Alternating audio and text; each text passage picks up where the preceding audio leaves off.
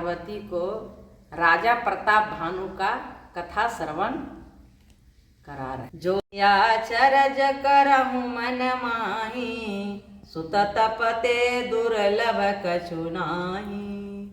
तप बल ते जग सृजई विधाता, तप बल विष्णु भये परित्राता। तप बल शंभु करहि संहारा, तपते अगमन कछु संसारा। भयउ निरपय सुनियति अनुरागा, कथा पुरातन कहे सो लागा। हे पुत्र, मन में आश्चर्य मत करो, तप से कुछ भी दुर्लभ नहीं है। तप के बल से ब्रह्मा जगत को रचते हैं, तप ही बल से विष्णु संसार का पालन करने वाले बने हैं।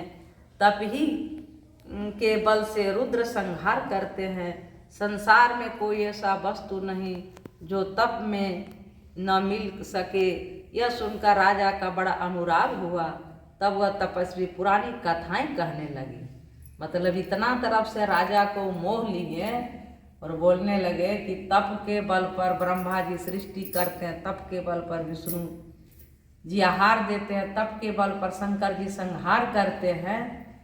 तो तप ही ऐसा चीज है। तो राजा को क्या हुआ कि धीरे धीरे कपटी मुनि के हृदय में जाके बस गए।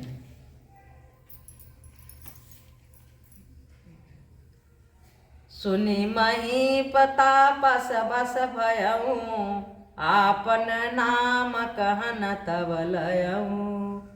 कहता पस निरप जानऊ तोही, किन्यहु कपट लाग भल मोही।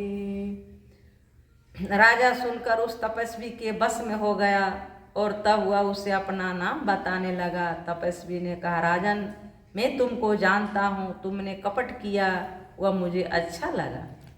सुनो महिष यसी नीति जहाँ, तह नामन कहि निरप। मोहि तोहि पर यति प्रीत सोई, चतुरता विचारी तब। हे राजन, सुनो, ऐसी नीति है कि राजा लोग जहाँ तहाँ अपना नाम नहीं कहते। तुम्हारी वही चतुराई समझ कर तुम पर मेरा बड़ा प्रेम हो गया है। मैंने राजा से जब जिस टाइम कपटी मुनि पूछे थे कि आपका घर कहाँ है, आप कहाँ है, उस टाइम राजा प्रताप भानु बोले थे कि हम जो इस राजा के मंत्री हैं, बात को छिपा दी। और जब ये कपट मुनि जब पूरा ब्यौरा अपना देने लगे, पहचान गए पूरा, तब जाके राजा बात को निकाले कि मैं राजा प्रताप भानु हूँ। तो वही कपटी मुनि बोले कि राजन, आप जो सब छिपाए हैं, ये छिपाने से हम बहुत खुश हुए। कपटी मुनि बोलता है, नाम तुम्हार प्रताप दिनेशा, सत्य केतु तब पिता नरेशा। गुर प्रसाद सब जानिया राजा, कहई नयापन जानिया काजा। देखी तात तव साज सुधाई, प्रीति प्रतीति नीति निपुनाई। उपजी परिममता मन मोरे, कहूँ कथा निज पूछे तोरे। तुम्हारा नाम, कपटी मुनि राजा से बोलते हैं, तुम्हारा नाम प्रताप भानु है। महाराज सत्य केतु तुम्हारे पिता थे। हे राजन, गुरु की कृपा से मैं सब जानता हूँ, पर अपनी हानि समझकर कहता नहीं। हे तात, तुम्हारा स्वाभाविक सीधापन, सरलता, प्रेम, विश्वास और नीति में निपुणता देखकर मेरे मन में तुम्हारे ऊपर बड़ी ममता उत्पन्न हो गई है। इसलिए मैं तुम्हें पूछने पर अपनी कथा कहता हूँ। प्रसन्न में संशय नाही, मांगू जो भूप भाव मन माही। सुनि सुबचन भूपति हर्षाना, गहि पद विनय किन्न विधि नाना। कृपा सिंधु मुनि दर्शन तोरे, चारि पदार्थ करतल मोरे। प्रभु तथापि प्रसन्न बिलोकी, मांगी अगम बर हो अशोकी। अब मैं प्रश्न हूँ, इसमें संदेह न करना। हे राजन, जो मन को भावे वही मांग लो। सुंदर प्रिय वचन सुनकर राजा हर्षित हो गया और मुनि के पैर पकड़कर उसने बहुत प्रकार से विनती की। हे दया सागर मुनि, आपके दर्शन से ही चारों पदार्थ अर्थ धर्म काम और मोक्ष मेरी मुट्ठी में आ गए, तो भी स्वामी को प्रश्न देकर मैं यह दुर्लभ वर मांग कर क्यों न शोकार रहित हो जाऊं। जरा मरण दुख रहति तनु समर जीते जनि को, एक छात्र रिपुहि न मही राज कलप सत हो। मेरा शरीर वृद्धावस्था मृत्यु और दुख से रहित हो जाए, मुझे युद्ध में कोई जीत न सके और पृथ्वी पर मेरा सो कल्पतर एक छत्र अकंटक राज्य हो। सोसी सोसी तब चरण नमामि, मोह पर कृपा करई अब स्वामी। सहज प्रीति भूपति के देखी, आप विषय विश्वास विशेषी।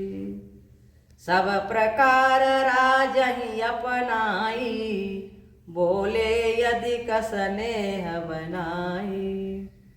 सुनु सती भाव कहूँ महिपाला, यहाँ बसत बीते बहु काला। आप जो हो सो हो, अर्थात जो कोई भी हो, मैं आपके चरणों में नमस्कार करता हूँ। हे स्वामी, अब मुझ पर कृपा कीजिए। अपने ऊपर राजा की स्वाभाविक प्रीति और अपने विषय में उसका अधिक विश्वास देखकर सब प्रकार से राजा को अपने बस में करके अधिक स्नेह दिखाता हुआ वह कपट तपस्वी बोला, हे राजन, सुनो, मैं तुमसे सत्य कहता हूँ, मुझे यहाँ रहते हुए बहुत समय बीत गया।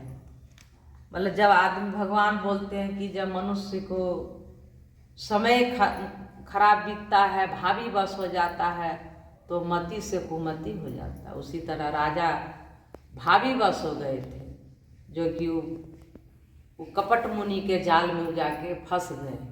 और कपटी मुनि जो था वो सोचा कि अब तो राजा को मैं बस में ही कर लिया, अब राजा जाएगा कहाँ, क्योंकि उसको तो राजा से बदला ही लेना था। अब लगी मोहि न मिले को, मैं न जनाबहु का। लोक मान्यताय नल समा, कर तप कानन दाव। तुलसी देख सुबे सुभुलहि, मुंडन चतुर नरा। सुंदर के पेख बचन, सुधा समया संयहि। अब तक न तो कोई मुझसे मिला और न मैं अपने को किसी पर प्रकट करता हूँ, क्योंकि लोक में प्रतिष्ठा अग्नि के समान है, जो शत्रुपी वन को भस्म कर डालती है। तुलसीदास जी कहते हैं, सुंदर वेश देखकर मुंड नहीं, मुंड तो मुंड ही है। चतुर मनुष्य भी धोखा खा जाते हैं। सुंदर मोर को देखकर उसका वचन तो अमृत के समान है और आहार सांप का है। तुलसीदास जी कहते हैं कि सुंदर वेश कितनों है, लेकिन मुंड तो मुंड ही होते हैं। मनुष्य जो है, कितनों चतुर मनुष्य वह धोखा, समय पर धोखा ही खा जाते हैं। जैसे कि मोर तो देखने में सुंदर लगता है, लेकिन फिर भी वो तो सांप ही ग्रहण करता है। उसी तरह राजा प्रताप भानु के साथ हो रहा था। ताते गुप्तर जग माही, हरित जी किमपि प्रयोजन नाही। प्रभु जानत सब बिनहि जनाए, कहूँ कवन सिद्धि लो करी जाए। तुम सुचि सुमति परम प्रिय मोरे, प्रीति प्रतीति मोहि पर तोरे। अब तो तात दुरावहु तो ही, दारुण दोष घटई अति मोही। कपट तपस्वी ने कहा, इसी से तो मैं जगत में छिप कर रहता हूँ, श्री हरि को छोड़कर किसी से कुछ भी प्रयोजन नहीं रखता। प्रभु तो बिना जनाए ही सब जानते हैं, फिर वहाँ फिर कहो संसार को रिझाने से क्या सिद्धि मिलेगी। तुम पवित्र और सुंदर बुद्धि वाले हो, इससे मुझे बहुत ही प्यारे हो, और तुम्हारी भी मुझ पर प्रीति और विश्वास है। हे तात, अब यदि मैं तुमसे कुछ छिपाता हूँ तो मुझे बहुत ही भयानक दोष लगेगा। कपटी मुनि बोल रहे हैं राजा प्रताप भानु से कि मैं जो हूँ से दुनिया के सामने बड़प्पन करने से क्या फायदा, इसलिए मैं छिप के रहता। और छिप के रहने से क्या हुआ कि अपना मैं तप में लगा रहूँगा और भगवान मुझे मुझे दर्शन देते रहें। इसलिए मैं दुनिया में मेरा कोई भी परिवार नहीं जानता कि मैं कहाँ हूँ। जिमि जिमि तापसु कथयु उदासा, तिमि तिमि निरपयु उपज विश्वासा।